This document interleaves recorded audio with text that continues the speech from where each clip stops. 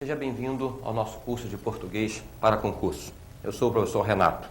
Nós vamos abordar no nosso curso os principais tópicos da língua portuguesa, evitando sempre que possível um velho hábito que tem atrapalhado muitas pessoas quando estudam português, que é simplesmente decorar, achando que vão decorar e vão aprender devidamente a língua portuguesa. Claro que por ser uma língua, há muita coisa para ser decorada, mas há também muita coisa para ser entendida. Não adianta, meus amigos, colocar simplesmente na cabeça determinadas regrinhas se você não tem a noção daquilo que você está realmente estudando. Então nós vamos ter, ao longo do nosso curso, essa preocupação. Você vai observar bem, em cada assunto eu vou realmente procurar conduzir dessa maneira.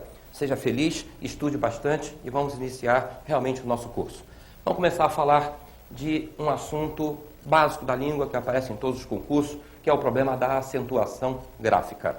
Prosódia e acentuação gráfica. A prosódia é tão somente a pronúncia da palavra. Pronúncia como oxítona, paroxítona ou proparoxítona. Sem isso, não se anda realmente dentro do ponto de acentuação gráfica. Então, vou observar com bastante cuidado. O iniciozinho, a prosódia. Eu tenho a palavra coração. Coração. 3 sílabas. Coração. Estou circundando ali, você está observando, não é? Então, coração. A última sílaba é mais forte do que as outras. Eu digo que esta aqui é a sílaba tônica. Sílaba tônica é aquela mais forte dentro da palavra. Quando a última sílaba da palavra é tônica, nós dizemos que a palavra é oxítona. É uma coisa simples, porém importante. Certeza. Olha a pronúncia. Certeza. Você demora mais a voz aqui nessa sílaba, que é a penúltima. Última sílaba, penúltima sílaba. Eu digo que é uma palavra paroxítona. Ótimo. Preste bem atenção na pronúncia. Ótimo. Eu tenho a última, a penúltima e a antepenúltima. A antepenúltima é a que é a mais forte. Portanto, se trata de uma palavra proparoxítona. Nem sempre isso é tão simples assim. Há palavras que você pensa que são oxítonas e são paroxítonas. Pensa que são proparoxítonas e são paroxítonas. Então, eu estou relacionando aqui para vocês algumas palavras que eu gostaria que vocês memorizassem. São palavras importantes, não é um grupo muito grande. Por favor, façam um esforço maior possível para gravar essas palavras, porque elas têm uma pronúncia realmente duvidosa. O povo tem trocado a colocação da sílaba tônica dessas palavras, tá bom? Onde é uma por uma, você vai observar que eu estou sublinhando a sílaba tônica em cada uma delas. Vejam bem, palavras oxítonas importantes. Ureter, essa está aqui sublinhada, você está vendo? É uma palavra oxítona. Não se diga, portanto, ureter. Ruim, a última sílaba é tônica. Uma tendência popular muito grande a dizer ruim, não é? É ruim, então ruim, oxítona. Condor e não condor. Novel, relativo a novo. Nobel, né? O prêmio Nobel. Em português essa palavra é oxítona. Não se diz prêmio Nobel, e sim prêmio Nobel. Oxítona. Então estão aqui algumas palavras oxítonas importantes. Olha as paroxítonas que eu gostaria que vocês memorizassem. Ibero e não ibero, como a gente escuta por aí, tá bom? Ibero. Aziago. Agourento, de mau presságio. Aziago. Esse A sozinho é a sílaba tônica. Pudico e não pudico, como muita gente fala. Pudico. Barbaria, aquele iria que é tônico. E olha aquela ali que é impressionante. Duplex. Você compra um armário duplex. Você não compra um armário duplex. A palavra é paroxítona, aquele U tem acento. Duplex, tá? E não duplex, que é a pronúncia corrente. Perigosa, né? Essa engana muita gente. Prosseguindo aqui, batavo, quer dizer, holandês. Filantropo e misantropo. Isso aqui seria o que? Uma pessoa caridosa, né? Filantropo. E o misantropo é exatamente o contrário, a pessoa que é contrária a contato com outras pessoas. Maquinaria e não maquinária. Maquinaria. Olha que palavra perigosa. Essa aí derruba muita gente no concurso. Todo mundo fala necrópsia, não fala? Vamos falar certinho? Necropsia. Sílaba tônica, esse si. Necropsia. Rubrica e não rúbrica. Rubrica. Outra palavra, paroxítona. E algumas palavras proparoxítonas que são problemáticas, por isso mesmo a gente está também relacionando aqui. Ômega e não omega. Ômega, proparoxítona. Você vai observar que todas elas têm acento, né? A gente vai ver a regrinha daqui a pouco, a regra das proparoxítonas. Alcione, uma ave aquática, alcione e não alcione. Alibi, alibi. Azáfama, muita gente trabalhando ao mesmo tempo, uma confusão, né? Muitas tarefas desenvolvidas ao mesmo tempo. Diz que é azáfama. É aerólito e não aerolito. Protótipo, arquétipo, são praticamente sinônimas. Zênite, palavra técnica, a gente vê em astronomia. Zênite, não zenite. Ágape, um banquete. Bávaro, o dialeto da região da Baviera, na Alemanha. Levedo, que está todo mundo também falando errado por aí, a palavra oficialmente é levedo, não é levedo. Embora alguns dicionários resistem às duas, em um concurso vale levedo, que é a melhor pronúncia. Alcali, alcali e interim. Muita gente fala interim, não é? Nesse interim, não pode, hein? Nesse interim. Então, interim também é uma palavra proparoxítona. Algumas palavras podem ser pronunciadas de uma maneira ou de outra. Nós vamos chamar essas palavras de dupla prosódia. Mais importantes palavras que têm dupla prosódia. Acrobata ou acróbata. Você vai observar sempre que uma tem acento e a outra não. Tá? Acrobata ou acróbata. Mesmíssimo sentido, hein? Mesmo sentido, dupla prosódia. Zangão ou zangão. O macho da abelha, né? Zangão ou zangão. Sem alteração de sentido. Autópsia ou autopsia. As duas são corretas em português. Réptil ou reptil, uma forma de vida. Tá? Não é outra palavra, é a mesma palavra com uma variação de pronúncia. Réptil ou reptil. Hieroglifo ou hieróglifo. Escrita sagrada. Hieroglifo ou hieróglifo. Oceania, nome de um continente, ou Oceania. Projétil ou projetil. Projétil ou projetil, anidrido ou anídrido, ortoepia, ortoépia, parte da gramática que trata da perfeita pronúncia das palavras, pronúncia de um modo geral, não apenas problema de acentuação. Algumas observações importantes, gratuito, fortuito e fluido, o substantivo, o S aqui entre parênteses para substantivo, gratuito e não gratuito, fortuito e fluido, o fluido, o gás propriamente dito. Sendo que essa palavra tem também a pronúncia fluido, que aí no caso é outra palavra, eu tenho ali o verbo. Quando você diz assim, a água tinha fluído abundantemente, a água tinha escorrido abundantemente. Então uma coisa é fluido, que é o substantivo, o fluido, você tem o ditongo, e esse aqui com hiato, fluido, o particípio do verbo fluir. Vimos ali agora há pouco a palavra barbaria. Quero lembrar vocês que existe também barbárie. É uma variação, tá? Aqui com E e aqui com A. E vai influir na acentuação, Barbaria, uri é tônico. Barbarie, esse ba é tônico. Quando eu digo, por exemplo, há muitas palavras que eu poderia citar ali. Vamos pegar uma só para ilustrar, Quando eu digo sutil, um adjetivo sutil, e eu tenho também a palavra sutil. Então, quando eu pego essas duas palavras, você pode, de repente, confundir com réptil e reptil. Acontece que aqui eu não tenho palavras de dupla prosódia. Por quê? Porque sutil é uma coisa e sutil é outra. São sentidos completamente diferentes. Trata-se aqui de duas palavras distintas. Portanto, não digam que num caso desse, em que há alteração de sentido, nós temos problema de dupla prosódia. Na dupla prosódia, estão elas aqui, não é? Na dupla prosódia, você tem sempre o mesmo sentido. É só uma variação de pronúncia quanto à colocação do acento tônico. Então, sutil e sútil são palavras distintas, não se trata aqui de palavras de dupla prosódia, tá ok? Vamos passar agora para as regras de acentuação gráfica da língua portuguesa. Vamos fazer, antes de mais nada, uma separação, uma distinção que você tem que ter sempre em mente. É importante para entender a acentuação como um todo. Vamos falar das regras gerais, que são aquelas que tratam do tipo da palavra, se ela é oxítona, paroxítona, etc. E mais adiante, vamos falar dos casos especiais, que são certos ditongos, certos hiatos, etc., que exigem acento independentemente do tipo da palavra. Então, são dois grupos distintos. É importante quem saiba isso, não apenas decorar, mas entender o fenômeno da acentuação. Vejam bem, a regra das palavras oxítonas. As oxítonas acentuadas são aquelas terminadas em A, E, O, em, ens. Guaraná, aqui a sílaba tônica sublinhada, é oxítona terminada em A. O A pertence à regra das oxítonas, eu tenho que acentuar a palavra Guaraná. Não há dificuldade maior nisso. Você é uma palavra oxítona terminada na letra E. Aqui tem um som fechado, não é? Então eu boto o acento circunflexo. Cipó é oxítona terminada na letra O, que também pertence à regra. Também é uma palavra oxítona terminada em EM. Uma coisa interessante.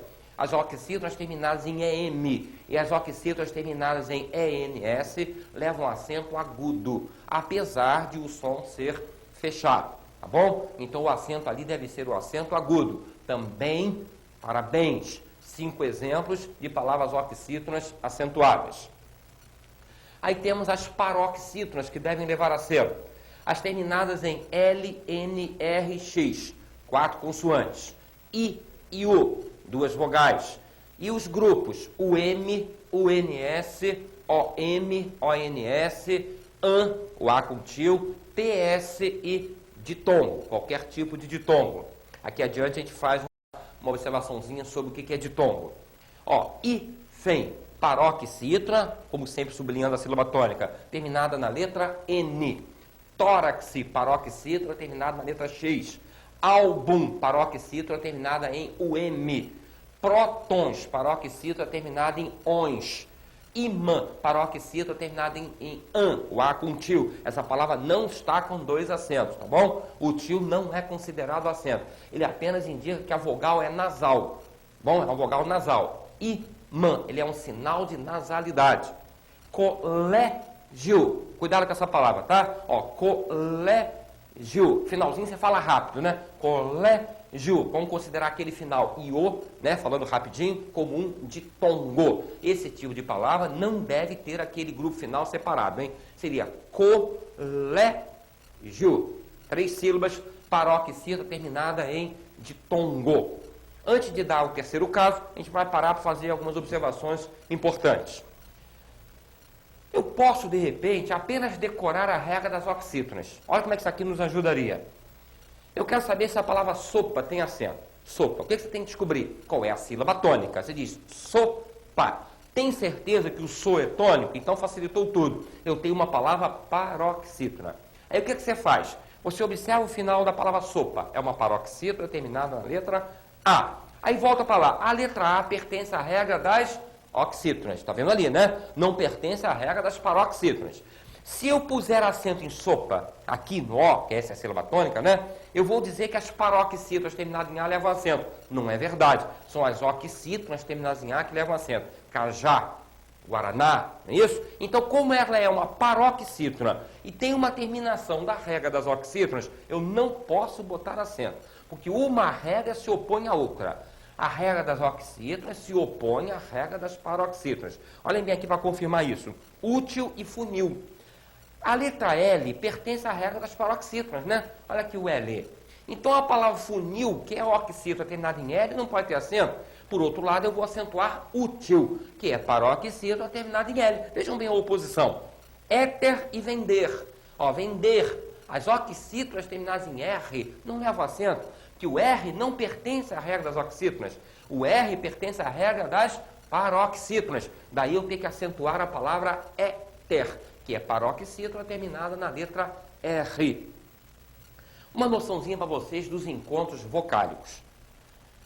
Na palavra pai, eu tenho 3 letras. 3 letras. A letra P, a letra A e a letra I. As 3 letras, para você, as 3 letras são pronunciadas? Corresponde a algum som? Claro, né? Você diz pai, você escuta o P, você escuta o A e você escuta o I. P é uma consoante, tá? P é uma consoante. Se você levar em conta o que está escrito, você tem a letra consoante, P. Se você levar em conta o som, P, o som da consoante, o som que constitui a palavra, eu vou chamar de fonema. Essa palavra é constituída de 3 sons, ou seja, ela é constituída de 3 fonemas, que por coincidência estão representados por 3 letras. Nem sempre isso acontece. Então, a letra P, A e I são 2 letras vogais. Mas vejam bem, eu digo pai, pai, não sai tudo junto? Essa palavra não tem uma sílaba só? Aí eu perguntaria a você, quando você pronuncia pai, dessas 2 letrinhas finais, tá? Esses 2 sons vocálicos, A e I, qual dos 2 você escuta mais? Ó, pai é o A, não é? Então, o A, esse som de A, se escuta mais. O I é fraquinho, o I é um som fraquinho. Pai, quase não se escuta. Então, eu vou dizer que aquele som de A, que é o som mais forte ali, é realmente uma vogal. Em fonética, isto aqui se chama vogal. O som de I, representado pela letra I, o som de I, eu vou dizer que é uma semivogal, é um som mais fraquinho. Então, ó, na palavra pai, eu tenho a junção da vogal A e da semivogal I. Sai tudo junto, né? Pai. Então, esse elemento que eu circundei ali, ai, eu vou dizer que é um ditongo. É a união de uma vogal com uma semivogal. Poderia ser o contrário. Primeiro a semivogal, depois a vogal. Existem 2 semivogais em português. Os sons de I e de U. O I pode ser representado por E, por exemplo, mãe, mãe, você tem um ditongo AN, está escrevendo a letra E, o ditongo é AN, ok? Aquele E soa como I. E U, né? Por exemplo, em pão, pão, você escreve P-A-O e tio, né? O O final pronuncia-se como O, pão. Então, o som realmente que é semivogal é apenas o som de I ou o som de U. Na palavra piada, eu botei de novo o som de I de propósito. Agora vejam bem a pronúncia. Piada. Falando devagarzinho, você percebe que o pi é uma sílaba, a é a segunda sílaba e dá a terceira sílaba. Então aqui eu tenho o quê? Uma vogal em cada sílaba? Eu tenho um hiato. Hiato, quando você pega 2 vogais, coloca uma ao lado da outra, mas cada uma pronunciada em uma sílaba. Piada. Aquilo é um hiato. E olha bem, a letra I ali representa uma vogal. Esse I é uma vogal, não é semivogal como aqui. Tá? Porque aqui está formando ditongo. Como aqui eu tenho cada uma para um lado, o I é forte também. Então eu tenho o quê? Eu tenho o I, uma vogal, e o A, uma vogal. 2 vogais, uma ao lado da outra, cada uma numa sílaba. Eu digo que se trata de um hiato. Uruguai, ó, Uruguai. Agora o que eu tenho? Uruguai. Olha o que eu circundei ali. O ai. Eu vou chamar aquilo ali de tritongo. Aqueles 3 sons vocálicos apareceram na mesma sílaba. Eu não posso dividir aquilo. Nesse caso, a primeira vogal é sempre a semivogal. A segunda, que é a que fica no meio, é sempre a vogal. E a terceira, a vogalzinha lá no final, é, na realidade, a semivogal. 2 semivogais, uma vogal no meio. Isso aqui, você sentiu na pronúncia, que é a mesma sílaba, não é? Aquilo ali nós conhecemos como tritongo, tá bom? As palavras proparoxítonas devem ser sempre acentuadas. Essa regra eu sei que você tem na cabeça, né? Essa é uma regrinha que todo mundo grava mesmo. É cômodo, não é verdade? Você não precisa olhar ao final da palavra. Todo brasileiro tem essa regrinha na cabeça. Toda palavra proparoxítona deve ser acentuada. Ó, todas. Portanto, lâmpada, árvore, pêssego. Dispensa maiores comentários. O problema é você saber que ela é proparoxítona. Reconhecendo a pronúncia dela, sabendo pronunciar perfeitamente a palavra, você vai colocar acento na palavra proparoxítona. Não precisa olhar ao final dela. Isso é bem cômodo, né? Monossílabos tônicos. Regrinha dos monossílabos tônicos. Palavra de uma sílaba só não é chamada de oxítona. Então vejam bem, estou separando. Número 1 foi a regra das oxítonas. Guaraná, você, etc. Aqui eu tenho uma regra para os monossílabos tônicos. Palavra que tem uma sílaba só não recebe nome especial quanto à colocação. Ela não é oxítona, paroxítona, nem proparoxítona. Para efeito de regra, nós vamos citar o número de sílabas. Ou seja, palavra de uma sílaba só, nós dizemos que é um monossílabo tônico. Os monossílabos tônicos terminados em A, E, O devem ser acentuados. Pá, pé e pó. Você grava assim num processo mnemônico, né?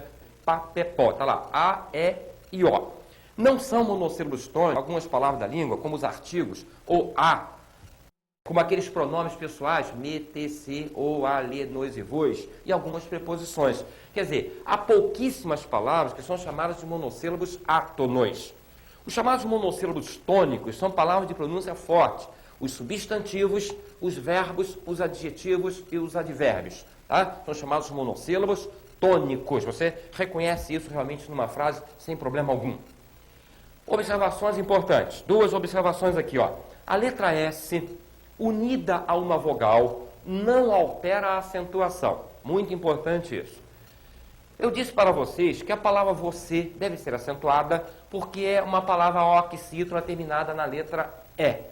Está lá o acento circunflexo, já que se trata de um som fechado. Se eu puser a letra S para indicar o plural, você, vocês, eu nem por isso vou tirar o acento da palavra, porque a palavra vocês continua a ser oxítona terminada na letra E.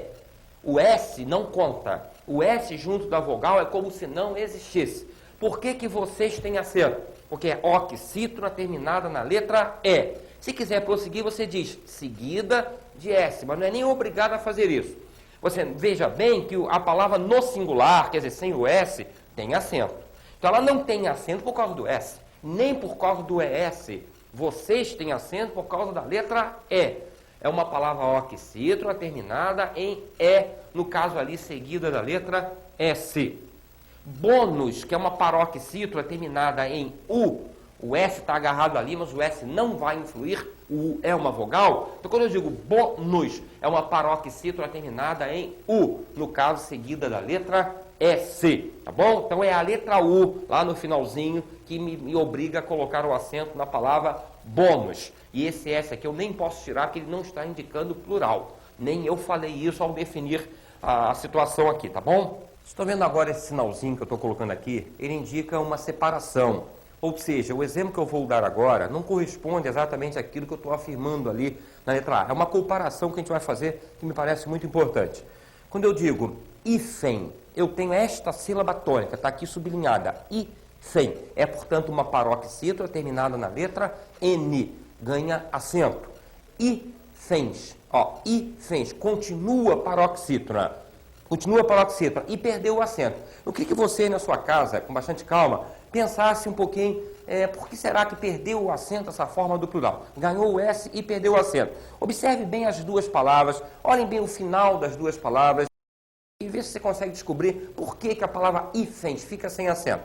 Percebeu? Porque quando eu digo hífens, eu coloquei o S aqui, eu continuei com a palavra paroxítona, mas acontece, o que se criou aqui? O que surgiu aqui?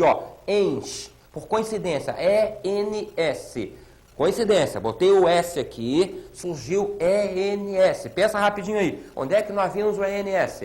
Nós vimos na regra das oxítonas. Ora, pessoal, se a palavra hífens é paroxítona e tem uma terminação das oxítonas, automaticamente ela perde o acento. Lembra daquela comparação que eu fiz, sopa e guaraná? Sopa e guaraná, sopa e cajá, palavras desse tipo, em que a paroxítona terminada em A não podia ter acento, porque a letra A pertence à regra das oxítonas. Mesma coisa aqui. A paroxítona hífens não pode ter acento, porque ela está com uma terminação das oxítonas.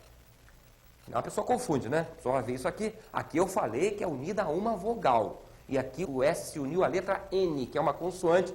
São coisas distintas. Agora vamos observar aquelas palavras que têm o pronome átono, ou, né? Unido ao verbo. Amá-lo, vendê-lo, compô-lo, parti-lo e escrevê-lo-ás. As quatro primeiras têm o pronome lo, unido ao verbo, ou seja, no finalzinho do verbo. Como é que quer dizer amá-lo? Quer dizer, amar-o. O R cai, amar-o. O R cai e o pronome o se transforma em lo. O que você vai fazer para descobrir se tem acento ou não? Você vai pronunciar a palavra com calma, vai ver qual é a sílaba tônica do verbo. Porque o lo é uma palavra estranha. Na realidade, eu tenho duas palavras quando eu digo amá-lo. Eu não tenho uma palavra composta, eu tenho duas palavras. O pronome é complemento do verbo. Então, aquilo não é um nome composto. Eu tenho duas palavras. Faça o seguinte, ignorem o pronome lo. Façam de conta que não existe aquele lo. Vamos lá. Amar. Notaram que eu sublinhei aqui? Amar. Isso aqui, se for uma palavra, entender como uma palavra independente, você vai ver que é uma palavra oxítona terminada na letra A. Não está na regra das oxítonas? A, E, O. Olha o que eu fiz. Acento aí. Então, por que amá-lo tem acento? Porque o amar é uma palavra oxítona terminada em A. Compô-lo, mesma coisa. Compô-lo é oxítona terminada em O. Por isso eu botei acento. Vendê-lo, que eu pulei aqui, vendê-lo, oxítono terminado em E, parti-lo, esse não tem acento. Você deve ter percebido, né? Parti-lo. Você já gravou aquela regrinha, que eu tenho certeza, então você deve ter percebido que o parti é uma oxítona terminada na letra I, e as oxítonas terminadas em I não levam acento. Se não acentua, por exemplo, o advérbio aqui, você não pode acentuar a palavra aqui, que é oxítona terminada em I, então não vai acentuar o parti, tranquilo? Então essa palavra aqui é a única das 4 iniciais que fica sem acento. Escrevê-lo-ás. Agora uma situação um pouquinho diferente, em que o pronome foi para dentro do verbo. Quando é que eu posso fazer isso, hein? Quando o verbo estiver no futuro. Escreverás. Escreverás. Eu não posso botar o tracinho lá no futuro e entrar com o pronome. O que se faz num caso desse? A gente vai ver isso mais adiante com bastante calma, tá bom? O que se faz num caso desse? Você divide o verbo. Escreverás. Vai até a letra R. Escrever. Bota o lo ali e repõe a terminação as. Aí você vai observar que é escrever, mais o, então o R, escrever, e o que vai ocorrer? O R vai cair, como ocorreu aqui, e o O vai passar para lo. Então tem escrevê-lo. Aí repõe a terminação, escrevê-lo-ás. Isso aqui se chama mesóclise. As 4 primeiras se chamam enclise. O pronome colocado depois do verbo. O pronome colocado dentro do verbo chama-se mesóclise. Bom, para acentuação, o que eu vou fazer? Você já está com a palavra formada ali, você vai fazer o seguinte. Leve em conta só a parte inicial do verbo. Esquece o resto. Escrever, você percebe que esse V aqui é mais forte do que as outras sílabas. Então isso aqui é a sílaba tônica. Seria uma palavra oxítona terminada na letra E. O que eu fiz? Taquei acento nela. As oxítonas terminadas em E levam acento. O lo, você pula, que é um monossílabo átono. Aquela partícula nunca leva acento. Uma simples partícula da língua. Esse elemento ás, você pode fazer o seguinte. Como é que era a palavra original? Escreverás. Escreverás. Tem acento, não tem? Escreverás? É oxítona terminada na letra A. No caso ali, seguida de S. Ora, o as que você está vendo aqui é o as de escreverás. Então, como na palavra original aquele as tem acento, ao formar a mesóclise, você mantém o acento daquela terminação. Essa terminação na palavra original tem acento, vai manter acento aqui. Olha o que ocorreu. Escrevê-lo-ás, eu fiquei com 2 acentos no verbo. Tá? Eu posso até dizer que essa palavra está com 2 acentos, porque é o verbo escreverás. Perfeito? Na divisão, botei o lo ali dentro, ficou a primeira parte com acento e a segunda parte também com acento. Às vezes você não tem acento na primeira parte, às vezes não tem acento na segunda, às vezes não tem acento em nenhuma das duas. Tem que observar em separado. Você observa essa primeira parte, depois olha o finalzinho do verbo, para você saber então se as duas têm acento ou não. A segunda parte do ponto trata dos casos especiais de acentuação. Vejam bem, os ditongos abertos ei, el, oi. Ideia, chapéu, herói. Olha a pronúncia, hein? Ei, el, oi. Por que caso especial? Aqui a gente tem que situar a coisa devidamente. Se eu for pegar a palavra ideia e seguir a regra geral, ela não vai ter acento. Ó, ideia. Eu estou sublinhando sempre a sílaba tônica.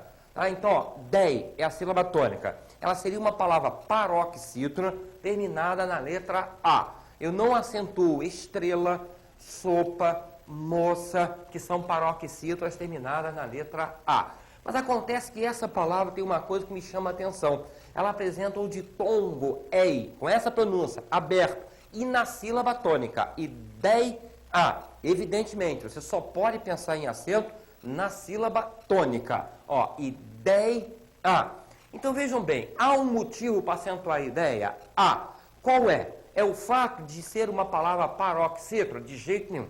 Por esse aspecto, ela não teria acento. Ela tem acento por causa da presença do ditongo ei na sílaba tônica. Então, se a palavra se enquadra numa regra de acentuação, seja ela do primeiro grupo, as regras gerais, seja ela dos casos especiais do segundo grupo, enquadrou-se numa regra, a palavra tem que ter acento. Tá bom? Então, ó, ideia não leva acento por ser paroxítona. Ela leva acento por causa do ditongo aberto ei. Chapéu, que é oxítona, mas não depende disso para ter acento. Chapéu leva acento por causa do ditongo aberto el. Tá? Ditongo aberto el, na sílaba tônica. Herói é uma palavra oxítona terminada em oi, mas não é por isso que tem acento. Ela leva acento por causa do ditongo aberto, oi. Agora, esse grupo de palavras aqui, veia, judeu e afoito, para nós compararmos, hein, ó, ideia, veia, olha a diferença de pronúncia, chapéu, som estridente, judeu, som abafado, herói, som estridente, afoito, mais abafado. Então, aqui nós temos os ditongos ei, eu e oi, ou seja, tem um som fechado, não tem um som aberto, estridente. O ditongo com um som fechado não leva acento. A regrinha manda você acentuar se a palavra tiver o ditongo aberto. Ei, el, oi. Hiatos, ou e e, esses dois hiatos aqui da língua. O hiato ou, com o primeiro o tônico, aparece em palavras do tipo voo, perdoo, enjoo, coroo, etc. A primeira vogal do hiato deve ser acentuada porque se trata da vogal tônica. É um caso, portanto, especial de acentuação. Voo. O hiato E, com o primeiro E tônico, aparece em verbos, nesses 4 verbos que vocês estão vendo ali no quadro. Tá? Creem, leem, veem e deem. Os 3 primeiros, crer, ler e dar, na terceira pessoa do plural do presente do indicativo. Aquela letra E dobra. Então apareceram aqui os 2 E's, você vai e acentua o primeiro E. O verbo dar tem o mesmo problema, porém no presente do subjuntivo. Que eles deem, tem aquele que na frente, não é? Que eles deem é o presente do subjuntivo. Apareceu o hiato, primeiro é tônico, coloca acento nele. As letras I e U, quando estão formando um hiato, como segunda vogal, tá? Ó, letras I e U formando hiato. Saída, vamos falar devagarzinho? Saída. A letra I é a segunda vogal desse hiato. Está sozinha na sílaba. Se eu não puser acento nela, a tendência é formar um ditongo. Sai da. Por quê? Nós vimos que o som de I é fraquinho, né? O som de I é muito fraco. A tendência dele é se unir à vogal A e criar um ditongo. Para que eu não leia como ditongo, eu vou botar um acento. Sa, I, da. Então esse acento me diz que a letra I é a segunda vogal de um hiato, está sozinha na sílaba e é tônica. Faísca. O I não está sozinho. Faísca. É a segunda vogal do hiato, é tônica, mas não está sozinha. O I está formando sílaba com a letra S. Você deve estar lembrado da observação que nós demos agora há pouco. Aquela observação é geral. Ela pega qualquer caso da língua portuguesa em que apareça um S unido à vogal. A letra S está unida à vogal I. S unida à vogal não altera a acentuação da palavra. É como se não houvesse a letra S ali. Então, mesmo com a letra S na sílaba, eu vou acentuar palavras do tipo faísca. Graúdo, para dar um exemplo com U, né? Graúdo. A letra U é a segunda vogal do hiato, portanto, deve levar acento. É tônica, né? E a segunda vogal do hiato. Agora, comparem. Olha o sinalzinho ali separando. Cairmos, aqui é a sílaba tônica, raiz, raô. Muito bem, essas 3 iniciais ali. Cairmos possui a letra R. A letra R está formando sílaba com I. O R ali me diz que a palavra saiu da regrinha. Tá? Porque a palavra tem que ter o I ou U sozinhos ou formando sílaba com S. Apareceu uma letra estranha que é o R. Não botem acento. Raiz. Olha lá, a letra Z não deixa você colocar acento. Raiz. Raul. Nome de pessoa. Raul, eu vou abrir um parênteses aqui. Nome de pessoa segue regra ortográfica. Segue regra ortográfica. A acentuação é uma parte da ortografia. Então, a acentuação dos nomes próprios segue a regra da língua portuguesa. Tá bom? Antônio tem que ter acento. É paroxítona terminado em ditongo. André tem que ter acento. É oxítona terminado em E. Pode ser até que no seu registro não apareça o acento. Mas numa prova que você vai fazer, numa prova, tem que pensar que, se há uma regra para aquele nome, a palavra realmente deve ser acentuada. Então, Raul, que é um nome de pessoa, que eu estou dando como exemplo, não tem acento porque a letra L está formando sílaba com U. Vai impedir o acento da letra U. Às vezes o I está sozinho, mas está seguido de NH. Tá? E nesse caso só ocorre com a letra I. Rainha e moinho, etc. Né? Ladainha, tainha, há uma série de palavras assim em português. A letra I, estando sozinha, sendo tônica, formando hiato, ela a princípio pediria acento. Mas se vier o NH na outra sílaba, esse NH está deixando aquele nasal. Aí a pronúncia como ditongo já fica mais difícil. Não se bota acento se na sílaba seguinte aparecer o NH, mesmo o I estando sozinho. Às vezes a palavra tem uma repetição, I ou U. Estou dando um exemplo ali com I. Ó, vá de I, C. Está lá o segundo I sublinhado, que é a vogal tônica, né? Então teria tudo para ter acento. Vá de I, C. Acontece que a letra I apareceu repetida. É impossível pronunciar aquilo como ditongo. Então, perdeu a finalidade. Quer dizer que o I é vogal, não é semivogal. Então, se aparecer II ou UU, são palavras um pouco raras, mas existem algumas em português. Aparecendo a repetição, mesmo se a segunda for tônica, você não vai colocar acento nela. Tá bom? Aí eu quero fazer o seguinte, eu vou dar uma paradinha antes de explicar esse número 4, vou colocar uma palavra ali que eu quero que você em casa aí pense. Pense, olha, é um pouquinho difícil, é um negócio mais delicado, para quem vai fazer um concurso aqui é uma coisa bastante maceteada. Vamos ver se você vai lembrar de uma coisa que eu falei logo quando eu estava explicando a palavra ideia. O que você acha, por exemplo, desse tipo de palavra aqui? Quero saber se numa prova você colocaria acento ou não. Ó que nome eu coloquei aqui, tá? Vamos isolar aqui. Ayrton. Ayrton. É dessa maneira, com I. Ayrton. Só pode ser com I. Que o Y não pertence ao alfabeto da língua portuguesa na atualidade. Ayrton. O que você acha, hein? Pense um pouquinho aí em casa. Talvez alguns achem que tem acento, talvez outros achem que não tem acento. O que você achou, hein? Olha bem a palavra. Ayrton. Vamos separar as sílabas dela aqui com barras? Ó, Ayrton. Então, qual é a sílaba tônica da palavra Ayrton? É essa aqui, né? Ayrton. Aí você entrou em choque, né? Tá, eu vou botar acento, não vou. Tem um R ali. Tem um R ali. O Renato acabou de falar que se tem o R, ó, cairmos, eu não boto acento. Mas você vai lembrar dessa explicação que eu dei aqui. O que eu falei? Se a palavra se enquadra numa regra de acentuação, seja ela qual for, do primeiro grupo ou do segundo grupo, tanto faz, e há uma regra para ela, tem que colocar acento. Então, o R não me deixaria colocar acento. Como não me deixa colocar acento aqui no cairmos. Só que a palavra Ayrton é diferente do cairmos. Que na palavra Ayrton, o que eu tenho no final? A letra N. Força um pouquinho a memória aí. O que nós vimos do N, hein? As paroxítonas, olha a sílaba tônica, terminadas em N, tem que levar acento. Então, o que você faz numa prova? Você vai pegar a palavra Ayrton e vai acentuá-la. Ayrton. Por quê? Por quê? Por causa do R? De jeito nenhum. Porque é uma paroxítona terminada na letra N. Há uma regra para ela. Cairmos, o R não deixou colocar acento, mas também ela não pode ter pela regra geral. É uma paroxítona terminada em O. Também, pela regra geral, não teria acento. Perfeito, pessoal? Então, ó, esse tipo de palavra está enquadrado numa regra, tem que colocar acento sim, ok? A quarta regrinha, quarto caso especial, trata dos verbos ter e vir, quando são conjugados no presente do indicativo, na sua terceira pessoa do plural, tá bom? Vejam bem, eles têm. Eu tenho, tu tens, ele tem, nós temos, vós tendes, eles têm. Ó, eles têm. Com essa pronúncia, hein? Sem pronunciar dois S, hein? Eles têm. Não está escrito dois S, não me pronunciem os dois S. Eles têm. Mas eu vou marcar a forma do plural com um acento circunflexo. Eles vêm. Acento circunflexo na terceira pessoa do plural. Os derivados seguem essa regra normalmente. Eles, plural, hein? Contém.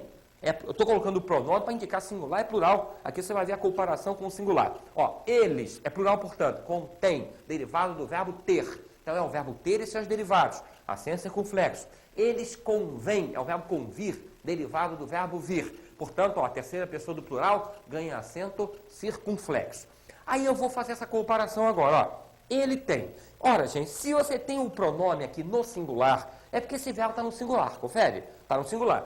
A regrinha número 4 fala da terceira pessoa do plural. Então, isto aqui não tem nada a ver com esse número 4.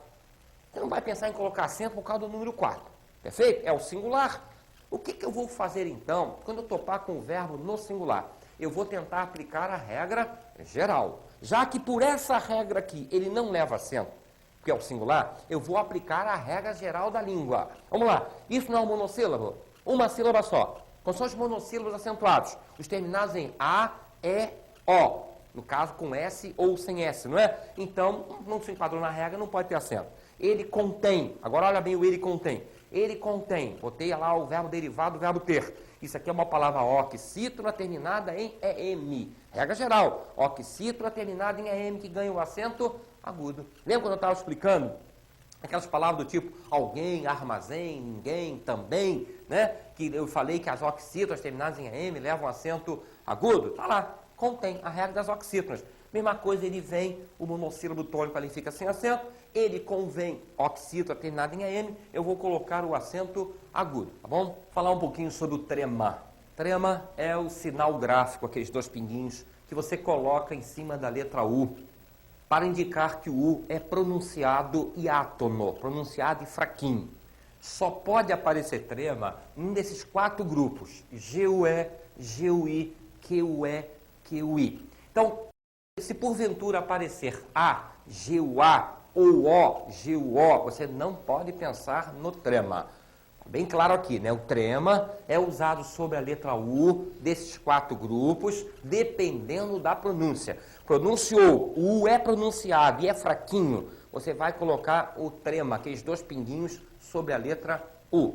Olhem bem, aguentar. Olha a pronúncia, aguentar. O que eu falei? Gue, aguentar. Trema na letra U, aquele U está sendo pronunciado de maneira muito rápida, né? Ó, gue. Falou assim, você tem o trema. Pinguim, guim. Então, ó, gui. Essa pronúncia, gui, caracteriza o trema.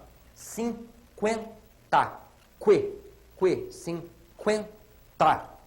Tranquilo, e não tranquilo, como a gente escuta até em algumas regiões do Brasil. Tranquilo. Essa é a pronúncia padrão, a palavra aparece com trema nos dicionários, né? Tranquilo. Então, qui. Falou qui, você vai e bota o trema sobre a letra U. Comparando com essas palavras, guerra, GUE, porém o U não é pronunciado, ó, gué. Então, o GU ali, eu vou dizer que se trata de um dígrafo. São 2 letras correspondendo ao único som. Guerra. Distinguir. Essa é perigosa, porque muita gente por aí fala distinguir. A pronúncia não é essa, tá bom, gente? A pronúncia é distinguir, sem pronunciar a letra U. Bom, já colocamos logo uma aqui um pouco mais difícil. Distinguir e extinguir. Esses 2 verbos têm a mesma raiz, né? Distinguir, extinguir. A letra U não é pronunciada, então não pode ganhar o trema. Querida, então não pode ter trema. Quilo, ó, tranquilo. Olha o finalzinho da palavra tranquilo, como é que se fala? E olha a palavra quilo, o não é pronunciado. Então, nessas 4 palavras, nós temos, na realidade, dígrafos no GU. O GU constitui um dígrafo nas 4 palavras. Observação aqui sobre esses 4 verbos. Averiguar, apaziguar, obliquar. Esses 3 no presente do subjuntivo. E o verbo arguir no presente do indicativo. Este é o mesmo problema, só que em tempos diferentes. Olhem aqui o presente do subjuntivo do verbo averiguar, que vai valer para modelo para os outros 2, tá bom? O arguir está ao lado ali, tem um negócio diferente. Que eu averigue, usa aquele que para conjugar. Que eu ande, que eu fale, que eu beba. Então, ó, que eu averigue e não que eu averigue. Que eu averigue, que tu averigues, que ele averigue. Quer vocês notaram? O U é pronunciado, porém é tônico. É tônico. Eu sou obrigado a botar nessas formas verbais o acento agudo. Que nós averiguemos, ó, gue, pronúncia do trema, né? Que vós averigueis, gue, a pronúncia do trema. Volto o U ser tônico aqui na terceira do plural. Que eles averiguem. Tá bom? Então, esse verbo aqui, o que eu falei vale para o apaziguar e vale para o obliquar. Igualzinho. O arguir é semelhante, só tem a diferença numa pessoa. E vai ser quando você conjuga no presente do indicativo. Então, está ali o verbo arguir no presente do indicativo. Eu arguo, tu arguis, ele argui. Nós arguímos, vós arguís, eles arguem. Vocês vão observar que, com exceção da primeira pessoa, a acentuação é igual. Não é? Ó, arguis. O tônico levou acento, argui levou acento, igual a esses 2 aqui. E lá na terceira do plural, o acento, de novo, o acento agudo. Que eles arguem. Por que será que na primeira pessoa eu não botei o acento? Foi a diferença daqui, né? Que eu averigue, e aqui eu fui e disse que eu averiguo e não botei acento. Porque essa observação aqui diz respeito aos grupos GUE, GUI, QE, QI. Você está vendo o que ali? Eu arguo. Você está vendo G-U-O. Se vem O, você não vai pensar em colocar nem o acento nem o trema.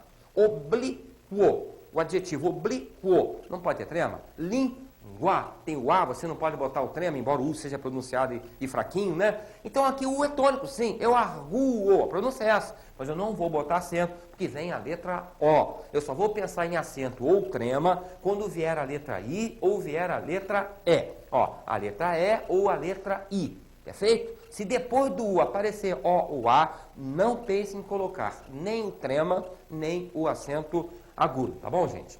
Finalmente, o problema do acento diferencial na língua portuguesa. O acento diferencial de intensidade, que é aquele acento que se usa sobre verbo ou substantivo, que estão aqui na coluna da esquerda, para diferenciá-los das preposições ou contração de preposição com artigo. Porque a preposição é uma palavra fraquinha. O verbo e o substantivo são palavras fortes, né? Ó, por, o verbo por, você fala dessa maneira. A preposição, quando você bota numa frase, você fala às vezes por, vamos por ali, que é uma palavra fraquinha, né? Então, para marcar a diferença entre a preposição e o verbo, nós vamos pegar o verbo, ou até o substantivo, dependendo do caso, e colocar com acento, para distingui-los das preposições. Então, as principais palavras que têm acento diferencial de intensidade. Verbo por causa da preposição por. Lá de cá, nessa coluna, nós temos as preposições e as contrações de preposição com artigo. O verbo para, V para verbo e S para substantivo entre parênteses, tá bom? O verbo para, por causa da preposição para, uma preposição muito conhecida. O substantivo pelo do animal, substantivo pelo, por causa da palavra pelo, que é a contração de por mais o. Antigamente, per mais o. No português atual, você pode entender que é por mais o. Pelo, pelas e pela, as três formas do verbo pelar. Eu pelo, tu pelas, ele pela. Esse verbo, embora até pouco usado, né, ele leva acento por causa de pelo, que é por mais o, pelas, por mais as, e pela, por mais a, que são palavras bastante conhecidas. Pera, nome da fruta, um substantivo, por causa de pera, uma preposição antiga. Essa preposição não existe mais em português. Talvez o ideal fosse não botar acento nessa palavra, mas a gramática conserva o acento do substantivo pera. Polo e polo, polo com acento agudo e polo com acento circunflexo, esse aqui quer dizer extremidade, ou então o nome de um jogo, e o polo é filhote de gavião, palavra, portanto, pouco conhecida. Ambos levam acento por causa de uma mesma palavra, polo, que também é uma palavra que não se usa mais. Era a contração de por mais o no português antigo. Então essa palavrinha aqui, está repetida ali, porque é o mesmo problema, né? Motiva o acento de polo e de polo. Essas três, a rigor, poderiam não ter acento. Mas, prova é prova, ou se você precisar escrever alguma coisa, né? Você fica sabendo que essas três palavras conservaram o acento, tá bom? E a palavra coa, coa do verbo coar, também pode ser o substantivo coa, a coa. Aparece mais como verbo, né? Por causa de quá. Esse quá é a contração de com mais a, que a gente vê normalmente em poesia, né? Quá. Para você falar rapidinho, o poeta vez escreve quá. Quá. Então o verbo coa leva acento por causa da contração de com mais a, que se pronuncia quá. Esses são os nossos acentos diferenciais. Uma observação importante é o seguinte, ó, os substantivos presentes, pelo, pera, polo e polo, desses substantivos, apenas a palavra pera, no plural, não tem acento. Tá? Os outros, mesmo no plural, vão ter acento. Pelos, polos, polos. Tá bom? Então, pera, a palavra pera, o substantivo, se aparecer no plural, não vai levar acento. Perfeito? É a única que no plural, o único substantivo ali que no plural não teria acento. E essa é a observação final da nossa acentuação sobre a palavra pode. Antigamente, quando você tinha uma palavra de som fechado, por exemplo, acordo, e uma de som aberto, acordo, colocava-se acento circunflexo naquela vogal para indicar o timbre fechado, o timbre da vogal. Esse tipo de acento praticamente desapareceu com a última reforma ortográfica. Manteve-se o acento da forma verbal pode. Pode, do pretérito perfeito, quer dizer, o passado. É a única palavra em português que possui o chamado acento diferencial de timbre, para distingui-la da palavra pode, presente. Ele pode é presente, ele pode é passado. Então, o pode ganha acento diferencial de timbre, não confundo com esse aqui. Se numa prova, por exemplo, se falarem apenas acento diferencial, valem todas elas. Se fizer a distinção, essas têm acento de diferencial de intensidade e essa palavra tem acento diferencial de timbre.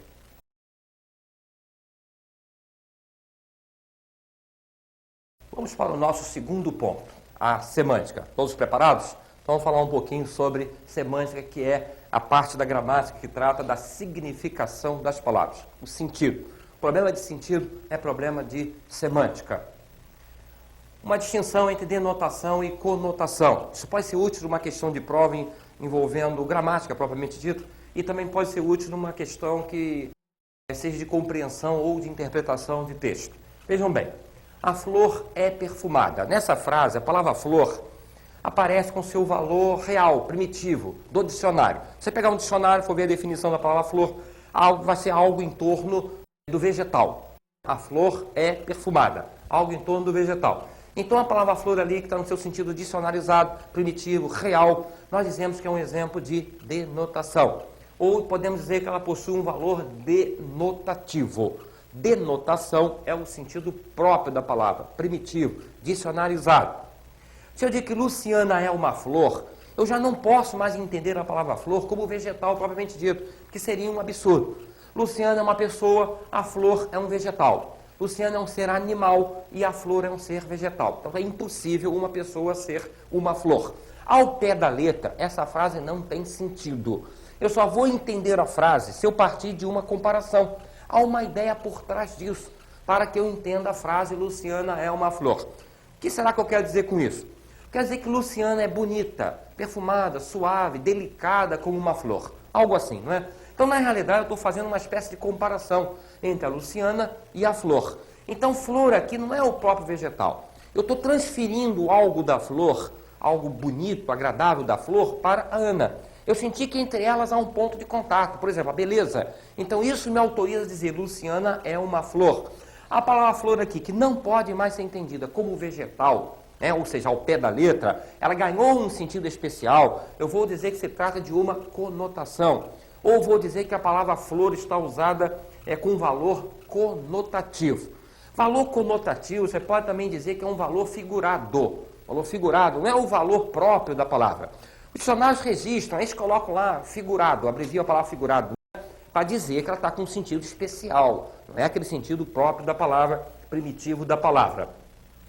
Uma coisa que eu quero adiantar para vocês, de uma outra aula, a gente vai dar, eu quero dizer o seguinte, Luciana é uma flor. Essa conotação que vem de uma comparação, Luciana é bonita como uma flor, ela está calcada numa comparação, eu posso também dizer que é um exemplo de metáfora. É uma figura, uma figura de linguagem muito conhecida, uma das mais importantes figuras de linguagem, que é a metáfora, que é exatamente essa conotação que tem base numa comparação. Então eu posso dizer que isso aqui é uma conotação, posso falar que isso aqui é uma linguagem figurada, posso falar que aquilo ali é um exemplo também de metáfora, tá bom?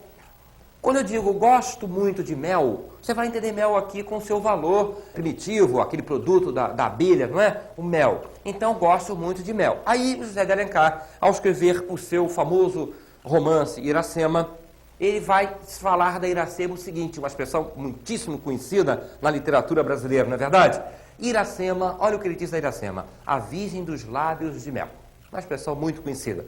Quando ele disse lábios de mel, a palavra mel ali não pode ser entendida ao pé da letra, que ninguém tem lábio de mel. Mas não alguém com lábio de mel? Absurdo, né? Escorrendo pela cara, absurdo. Lábio é lábio, mel é mel. Então lábio de ninguém pode ser de mel. Você só vai entender isso aqui se você partir da comparação. Iracema, a virgem dos lábios doces como mel. Doces como mel. Então há uma comparação implícita ali. A palavra mel só pode ser entendida dessa maneira. Eu vou dizer que é um exemplo também de conotação e ao mesmo tempo um exemplo de metáfora. Uma das metáforas mais conhecidas da nossa literatura. Um outro item dentro da semântica que a gente precisa explicar, O problema da polissemia. A polissemia, essa palavra é formada de poli, muito, excesso, e o semi, que é o mesmo que aparece aqui, que quer dizer significado. Polissemia é a capacidade que as palavras têm em português, nem sempre, claro, mas muitas palavras possuem, de apresentar mais de um significado. A palavra paixão, por exemplo, tem vários significados. Tem dois exemplos ali para vocês observarem. Ele tem paixão por ela, quer dizer, um grande sentimento, um amor exagerado, assim, até um pouco desequilibrado, talvez, Então ele tem paixão por ela. Paixão tem esse sentido aqui. Quando eu digo a paixão de Cristo não foi inútil, a palavra paixão aqui já assume o valor de quê? Talvez de sofrimento, um grande sofrimento. Notem bem, não é um sentido figurado, nada aqui depende de uma comparação. São sentidos reais da palavra que todo dicionário apresenta. Então tem paixão e paixão, a palavra paixão possui mais de um significado, eu digo que ela é uma palavra polissêmica ou é um exemplo de polissemia, tá bom? O terceiro e último item para nós analisarmos fala da significação das palavras. Você pode encontrar isso de maneira diferente em gramáticas. Aqui eu estou falando sinônimos, antônimos, homônimos e parônimos. Às vezes aparece da seguinte maneira: sinonímia, antonímia, homonímia e paronímia. Está na mesma. Então está lá a expressão significação das palavras englobando aquelas 4 coisas. Os sinônimos são palavras que possuem significado idêntico ou muito próximo. Voltar e regressar. Claro que nem sempre é simples dessa maneira, né? É até uma parte delicada dos concursos, porque pede um vocabulário seu. Você deve melhorar o seu vocabulário cada vez mais. Deve ler bastante, deve prestar atenção nas palavras. Está lendo um livro qualquer, não reconheceu a palavra, não sabe qual é o sentido daquela palavra, deve pegar um dicionário. Todo mundo precisa pegar dicionário. É assim que a gente melhora o nosso vocabulário, que de repente você vai fazer uma prova e vai precisar disso. Quem tem um vocabulário maior, evidentemente sai na frente, leva alguma vantagem sobre os outros. Então aqui é realmente questão de vocabulário. Voltar e regressar são palavras simples, tá? São sinônimos, possuem o mesmo significado. Antônimos, quando possuem um sentido oposto, alto e baixo. Então, com a mesma observação que eu fiz antes, vai depender bastante aí do vocabulário que você possua. Homônimos são palavras que possuem alguma identidade, ou de pronúncia, ou de grafia, ou as duas coisas ao mesmo tempo. Por isso existem os homônimos homófonos. Homo quer dizer igual e fono quer dizer som. Ó, seda e seda, você não nota nenhuma diferença na pronúncia. Seda e seda. A primeira palavra com a letra C é o verbo ceder, e a palavra seda com S seria o substantivo seda, o tecido, não é? Então, seda e seda, mesma pronúncia, são dois homônimos homófonos. Homônimos homógrafos, homo igual e grafia. Acordo, o substantivo, e o verbo acordo, são dois homônimos homógrafos. Eles se escrevem da mesma maneira, porém a pronúncia é diferente. O sentido é sempre diferente, né? Então, o substantivo acordo tem um som fechado, o verbo acordo que tem um som aberto, portanto a pronúncia é diferente, mas eles se escrevem da mesma maneira. São chamados de homônimos homógrafos. Caso a palavra possua acento, por exemplo, se acordo tivesse acento, né? Acordo, ainda assim, uma com acento, outra sem acento, você diria homônimos homógrafos, tá bom? Não leve em conta o acento, tá? Para a grafia da palavra propriamente dita. Mesmo que tenha acento, você vai dizer que elas estão escritas de maneira diferente e vai classificá-las como homônimos homógrafos. Por exemplo, reis e réis, apoio e apoio, uma com acento, outra sem acento. Os homônimos perfeitos são aqueles que reúnem as duas coisas. Você pode chamar também de homônimos homófonos e homógrafos. São o verbo e são adjetivo. Mesma pronúncia, mesma grafia, sentidos totalmente diferentes, são palavras diferentes realmente. Eu tenho dois homônimos perfeitos. E nessa classificação ainda nós teríamos o problema dos parônimos. Os parônimos são palavras muito parecidas, que o povo confunde no emprego, né? Comprimento e cumprimento. Muita gente faz isso, é um erro comum, muito comum realmente no meio do povo. A pessoa chegar para outra pessoa e dizer, olha, meus cumprimentos, e apertar a mão do indivíduo, né? Claro que está trocando. Meus cumprimentos não pode isso. Vai falar o quê? Meus cumprimentos, minhas saudações, porque comprimento é medida, extensão, o comprimento da sala. Cumprimento quer dizer saudação, ou então o ato de cumprir alguma coisa. Mas como são muito parecidos, o povo realmente troca. É comum e compreensível um negócio desse. Agora vejam bem, seda e seda também são parecidos. Aqui são homônimos homófonos, e aqui nós temos parônimos. Qual será a diferença? Quando eu digo comprimento e cumprimento, a pronúncia é diferente nas duas palavras. E a grafia também é diferente. Então não tem nada igual, nem a pronúncia nem a grafia. São apenas muito parecidas. Nesse caso, disse que são parônimos e não homônimos. A gente vai ver na volta, no outro quadro, a gente vai ver a relação dos principais homônimos e parônimos, tá ok? Agora, não esqueça, então, a classificação, que ela também é importante. Perfeito? Repetindo, nós temos os sinônimos, mesmo sentido, os antônimos, sentidos diferentes, os homônimos, homófonos, mesmo som, homônimos homógrafos, mesma grafia, homônimos perfeitos, mesmo som e mesma grafia. E os parônimos, que são palavras bastante parecidas, tá bom? Eu vou pedir a você que grave muito bem essa relação de homônimos e parônimos da língua portuguesa. Homônimos, no caso homônimos homófonos. Incipiente, incipiente. Com S e com C, mesma pronúncia, homônimos homófonos. Incipiente com S significa ignorante, aquele que não sabe alguma coisa. O incipiente com C significa aquilo que está começando, principiante. Portanto, dois sentidos distintos. Concerto e concerto, mesma pronúncia. Concerto com S significa reparo, o concerto do rádio. Concerto com C significa harmonia, música, relativa à harmonia, música, etc. Cela e cela. Cela com C é um cubículo, um cômodo pequeno, apertado. E cela com S é arreio, aquilo que você coloca no lombo do animal para poder montar. Chá e chá. Chá com CH é a bebida, conhecida de todo mundo. E o chá com X é um soberano do Irã, um tipo de soberano do país que é o Irã. Acender e acender. Olhem bem, são dois homônimos, homófonos, não são parônimos. A letra S não se pronuncia ali no segundo verbo, hein? Acender, acender. Isso aqui é um dígrafo. Diante da letra E, o SC é um dígrafo. Portanto, são dois homônimos. O acender, dispensaria até comentários, né? Acender a luz, algo assim, iluminar. E o acender com SC é subir, subir. Cegar e cegar. Cegar com C é deixar cego, tirar a visão de. E o cegar com S é cortar, ceifar o trigo, o milho, um cereal. Extrato e extrato. O extrato com X é do verbo extrair, aquilo que se extraiu. Por exemplo, o extrato de tomate. O extrato bancário, papelzinho lá, não é? O extrato com X. O extrato com S é camada, camada. Pode ser também o nome de uma nuvem, uma certa nuvem conhecida como extrato. Aqui eu tenho três, ó, não é comum. Seção, sessão e sessão. Três homônimos, né? Os três têm a mesma pronúncia. Seção com dois S, uma sessão de diretoria. Pessoas reunidas com um fim comum. Seção com C cedilha, departamento, seção de contabilidade.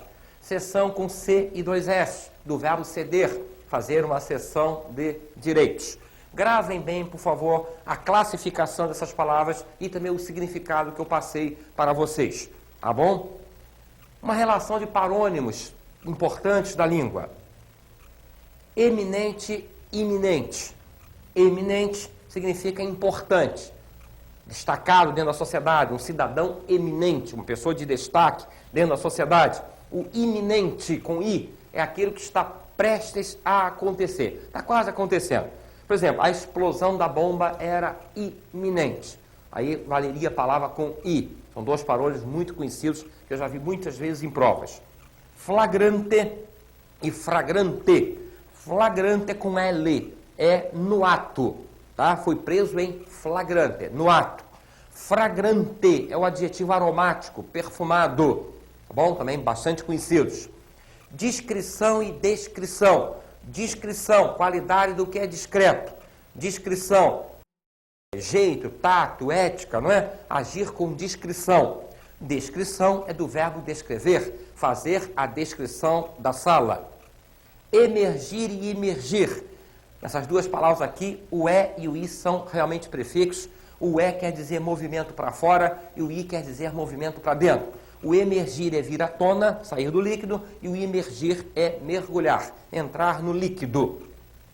Despercebido e desapercebido, esse para aqui é muito trocado pelo povo. Cuidado, tá? Despercebido. Quando você fala assim, isto lhe passou despercebido e não desapercebido, tá bom? Ou seja, sem ser notado. O desapercebido quer dizer desprevenido. Estar desapercebido é estar desprevenido. Portanto, não tem nenhuma relação com o primeiro. São dois parônimos que o povo troca muito. Lustre e lustro. Lustre é um tipo de luminária com pingentes, né? Lustre. E o lustro é o espaço de 5 anos. Um lustro quer dizer 5 anos. Também pode ser o ato de lustrar, né? Dar lustro no sapato. Infringir e infligir. Vejam bem, com R, aqui com L, tá bom? Essa aqui tem um N, ó, in, e aqui não tem o N. Infringir é transgredir, violar, desrespeitar. O infligir é aplicar pena ou castigo. Infligir. Mandado e mandato, que as pessoas trocam muito também. Mandado é uma ordem judicial. Um mandado de busca, um mandado de segurança, uma ordem do juiz. Mandato pode ser uma procuração. Pode ser o tempo em que alguém fica num cargo. O mandato do deputado é de 4 anos, que não deixa de ser um tipo de procuração passada pelo povo. Ratificar e retificar. Ratificar é confirmar. Retificar é corrigir. Intemerato, intimorato. Intemerato é puro, virgem, cândido, né? E intimorato é corajoso, valente, audaz, intimorato. Cavaleiro e cavalheiro. Cavaleiro é aquele que monta a cavalo. E o cavalheiro quer dizer cortês, educado, cavalheiro, com LH. Esse aqui vem de cavalo, sem o H. Comprimento e cumprimento, que nós demos no exemplo geral. Comprimento, medida. Comprimento da sala. Cumprimento, saudação. Né? Ou o ato de cumprir alguma coisa, o cumprimento. Soar e suar. Soar vem de som, com O. Som, soar, ecoar. Suar vem de suor. Ou lembra? Suor. Suor. Suar vem de suor. Ou lembra, pelo menos, suor. Então, suar, verbo, e o soar, verbo também, não tem relação nenhuma, e o povo troca, né? O povo costuma trocar realmente. Ele está soando muito. Quer dizer que ele está transpirando, a pessoa às vezes fala que está soando. Fica meio esquisito, né? Que está produzindo um barulho qualquer. Então vamos falar certinho, né? Soar e suar. Discriminar. Discriminar. Discriminar, absolver. Discriminar, separar. Discriminar os itens. Discriminar itens, separar, destacar.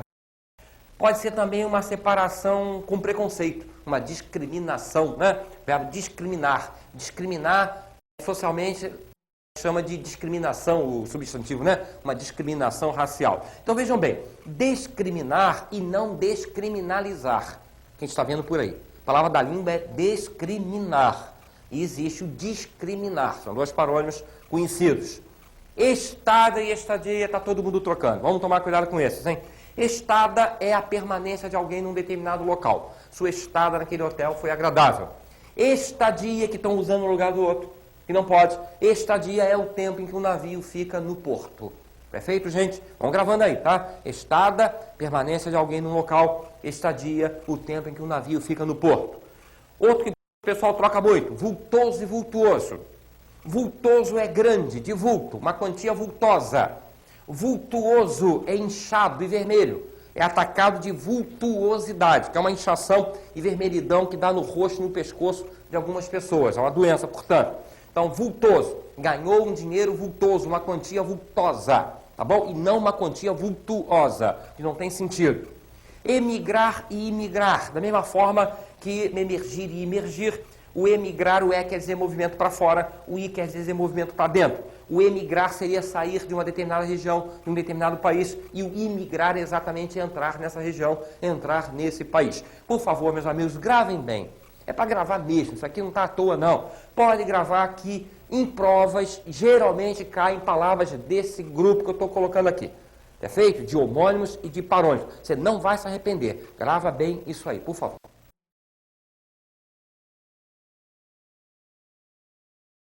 Outro assunto que vamos abordar agora é a divisão silábica.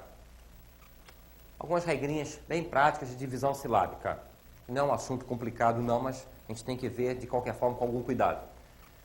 Não se separam os ditongos e tritongos. Ameixa, Paraguai.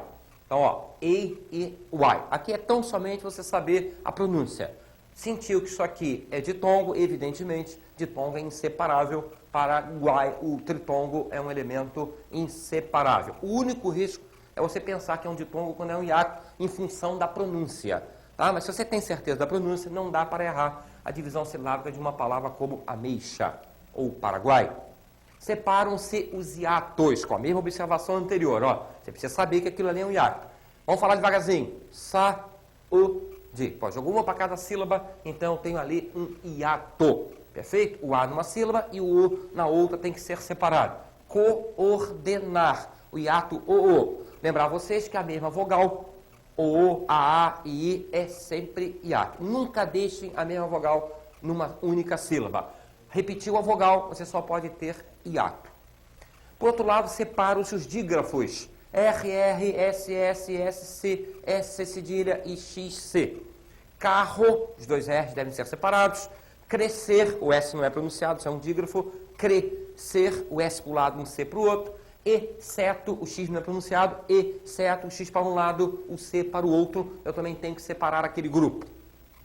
Separam-se os encontros consonantais impróprios. Vamos ver o que é isso, né? Ritmo. Está aqui o grupo TM. TM. Você poderia ficar na dúvida. Será que é ritmo ou é ritmo? Estou falando que esse tipo de grupo deve ser separado ao meio. O grupo impróprio é aquele cuja segunda consoante ou terceira consoante, a última, né? Não é nem L nem R. Como você vai ver aqui nesses exemplos aqui embaixo, né? Então, não sendo nem L nem R, você pode ter dúvida na pronúncia. Se for L ou R, você não vai ter dúvida nenhuma. Você vai saber logo como agir. Nesse tipo de caso aqui, em que a segunda consoante é o M, você pode ter essa dúvida na pronúncia. Então, já sabe, tem que dividir, né? Ritmo. Aqui eu tenho três, ó, R, S, T. Quando há três, geralmente o S está lá no meio.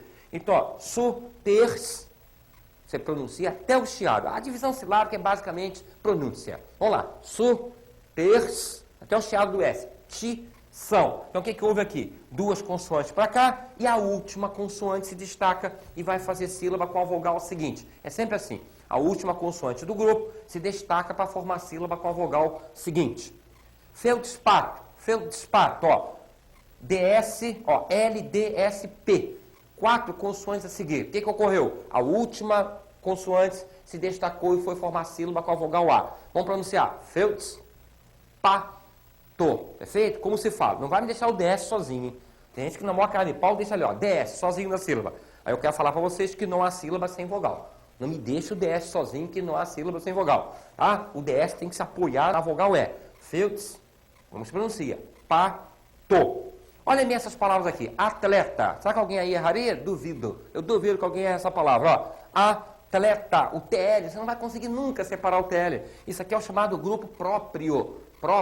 Quando a segunda consoante é o L. Ou então agradar. A segunda consoante é o R. O GR você não consegue quebrar. Gra. Tá bom? Então isso aqui vale para aqueles encontros cuja segunda consoante, ou terceira ou quarta consoante, não é nem a letra L e nem a letra R. A próxima regra diz que destacam-se as letras R e S dos prefixos quando seguidas de vogal.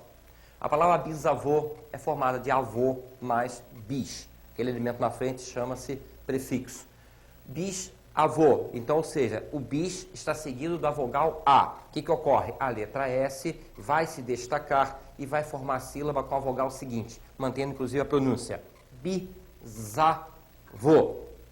Superaquecido. Esse R do prefixo super se destacou e foi formar a sílaba com a vogal seguinte.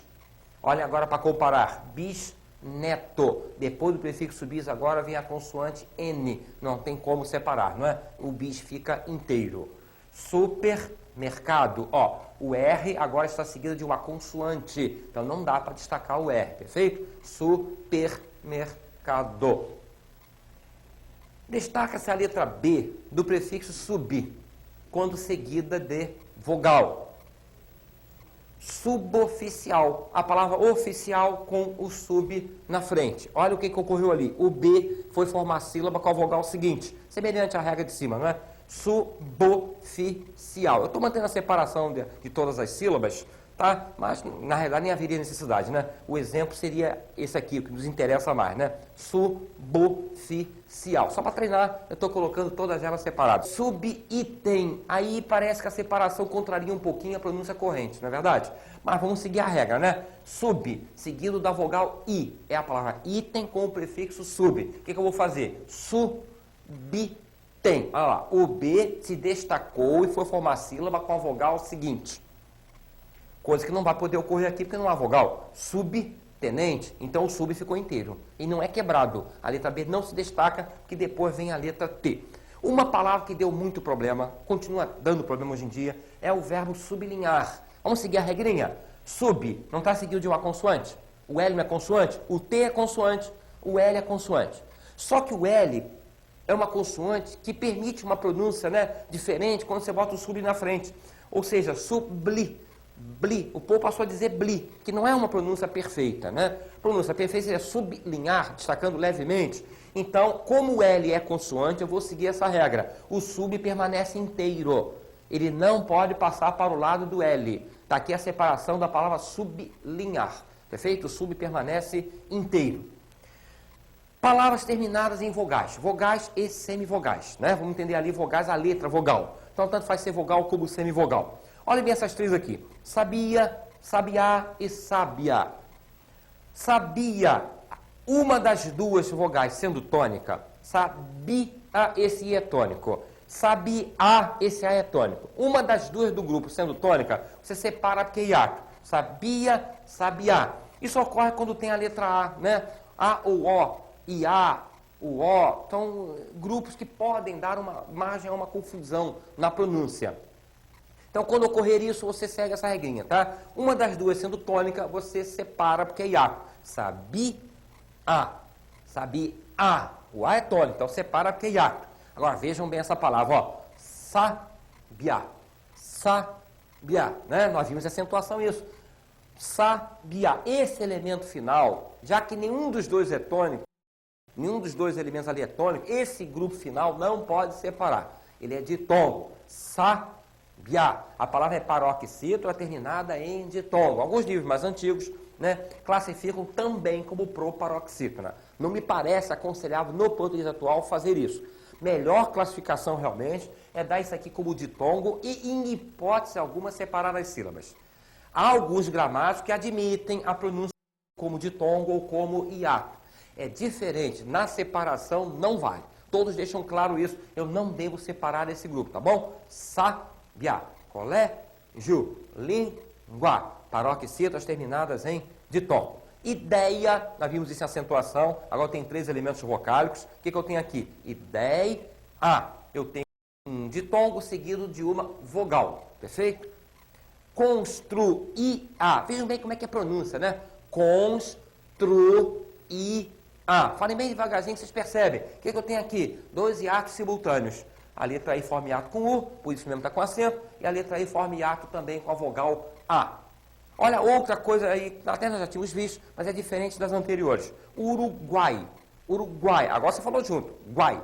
Falou tudo junto. Aquilo ali é um tritongo, como nós tínhamos visto lá em cima, evidentemente eu não posso separar nenhum elemento vocálico daquele grupo. A palavra abrupto, muita gente fala abrupto.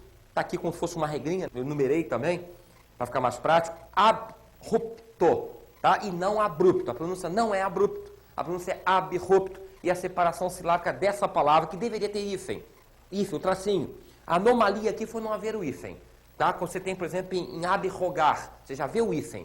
Depois é só colocar os outros na divisão silábica. Essa deveria ter o hífen também, tá? Pela regra da ortografia. Ela ficou sem o hífen, então deu margem à pronúncia bru, que está errada. É abrupto. Derivados também. Abruptela, tá bom? Essa observação final, ó. Não há sílaba sem vogal.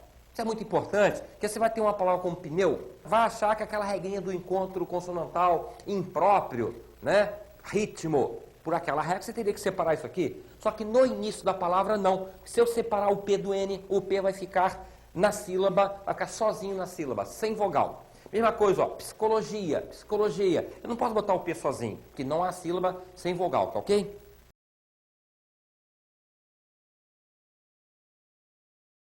Vejam bem o emprego de porquê separado com acento e sem acento e porquê junto com acento e sem acento.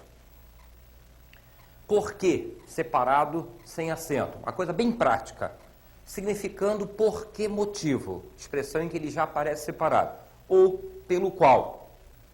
Por que ele faltou? É só você perguntar, por que motivo ele faltou? Você pode dizer isso, separa, que são duas palavras. Isso é um advérbio interrogativo de causa. Por quê?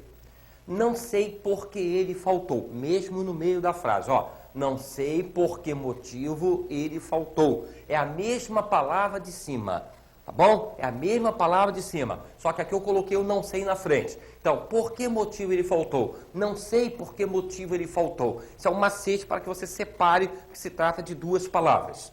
Esse é o ideal porque ele sempre lutou. Esse é o ideal pelo qual ele sempre lutou. Você pode trocar por pelo qual, pela qual, pelos quais, pelas quais, separa que se trata da preposição por e do pronome relativo que. Portanto, duas palavras. Por que separado com acento também são duas palavras, não é?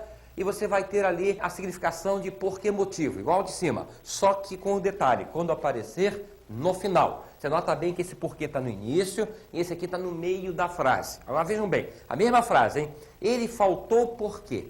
Ele faltou por que motivo? Então, disse por que motivo, separa. Separa que são duas palavras. Está no finalzinho da frase, bota acento, porque se trata de um que tônico, tem que ser acentuado. Ele faltou por que motivo? Separado, está no final, coloque com acento. O porquê junto, aí sim uma palavra, a palavra porquê realmente, trata-se de uma conjunção. Ou ela vai significar pois, que é o mais comum, ou vai significar para quê, que é uma frase que você deve estranhar um pouquinho. O garoto chorou porque caiu.